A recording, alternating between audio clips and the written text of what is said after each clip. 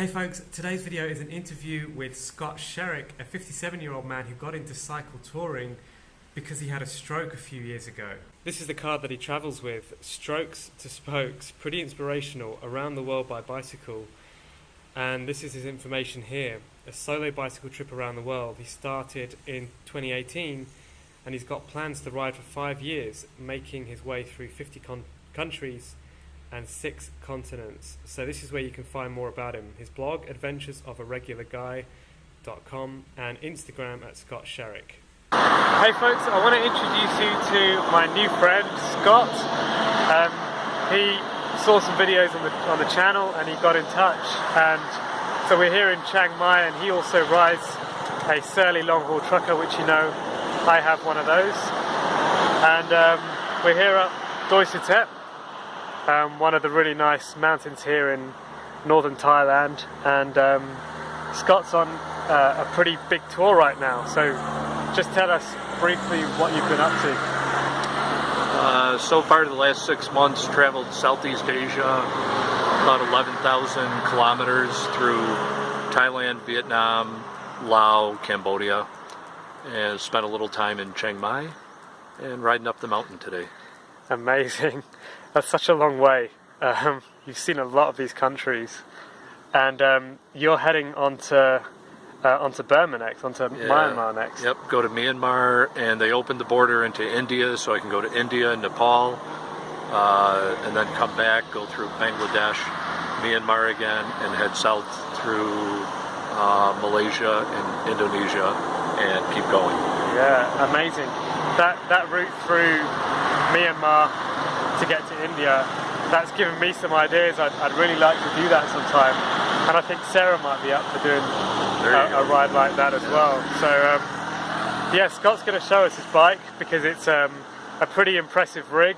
This is Scott's Surly long haul trucker, so he's got it in this really nice outdoorsy looking colour. What colour does Surly call this, do you know? I think it's called khaki, but this year they don't have khaki anymore. So I think they only have black and kind of a blue. Yeah. So you've got the 26-inch wheels. 26-inch wheels. Yeah. Got the Schwabi Marathon Mondials. Okay. Good tires. Haven't had any problems with them so far. Any punctures? Actually, on this tire, I just had one puncture. I was at the gym the other day and I had to fix a flat. I don't know where it came from. Okay. So I couldn't find a source. Yeah, wow. And so, how are you finding the front and the rear rack setup that you've got here? The rear rack is kind of new. Just got it here in Chiang Mai. Yeah. I did have a rack, but it didn't have the top part. Yeah. I just wanted to move a little bit of the weight from the back to the front. Yeah. But these things are solid as can be. I think the back rack is rated for something like 32 kilograms. I don't put that much on it. Yeah. But yeah, they're solid as can be. I haven't had any problems with them whatsoever. Amazing. And what about the Brooks saddle? That I love. Other than working it in, once you get it worked in, then it's just like part of your body. So yeah. I have no problem with that. I don't wear biking shorts, so no cushion, just me in the seat. And how many kilograms are you carrying total on this thing? I know the bike weighs 17 kilograms with the racks and everything on it. Yeah. And in the beginning, I was carrying 43 kilograms. Yeah. But I've been getting the weight down. I haven't weighed it completely yet. But unfortunately, when you're on the road for a number of years, there's just some things you want to keep with you that I just can't let go of. Yeah. So, but I'm going to weigh everything again before I head out towards Myanmar. That's a really interesting setup and a lot of weight that you're carrying. I don't need to be told that, thank you. I know. Yeah, I wish I could do less. But what you did say earlier is that this is everything you own, right? Yeah. So if you imagine, whatever living situation you've got going on right now, imagine loading all of that up onto a bicycle. The weight would soon add up, and also 43 kilos is nothing for your entire worldly possessions. So aside from a few documents you may have stashed away somewhere. If you look at like years ago, I think I could have gotten away with a lot less weight because we don't have the electronics that we have now, but we also don't have the updated bikes that we have now.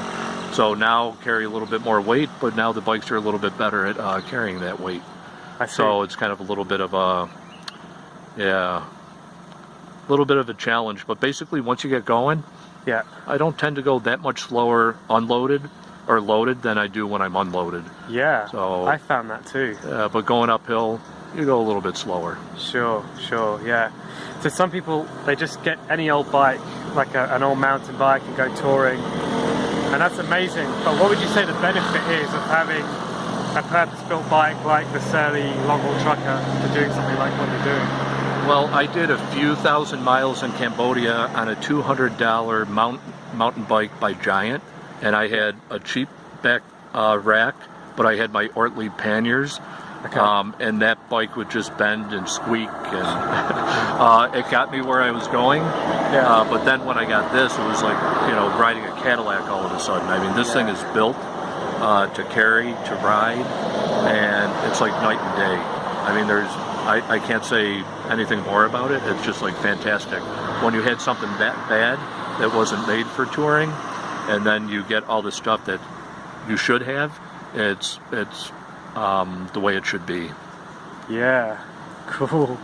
So from all your thousands of kilometers on the road, what would your advice, like one piece or like two pieces of advice that you've learned along the way and that you can pass on to other people doing tours like this? Well, number one is you can do it. You start going, you may doubt yourself. A lot of people think that the difficult part is the physical part, but it's actually the mental part. And when you look out in the distance and you see a big mountain and you know you have to get up that, one thing that's very good for me is actually this hat, which I have underneath my helmet. Because then I don't look at the top. Because if you keep looking at the top, you're going to psych yourself out. You only have to worry about what's right in front of you. And you just have to get the next 5 feet, 10 feet, and eventually you're going to make it to the top. But if you're always focusing on the top, looking how far you have to go, you're going to psych yourself out. So just put your head down and start pedaling and keep going. And no matter what you think up here, you're going to make it.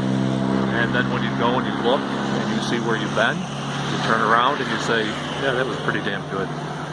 Yeah, that's good advice. That's good advice. That's applicable to everybody. Yeah, completely agree. Well, safe on the travels, and really good to meet you and your Surly here in Chiang Mai. Yeah, thanks for bringing me up the mountain for a little practice. Not at all. All right. Safe rides. Thanks.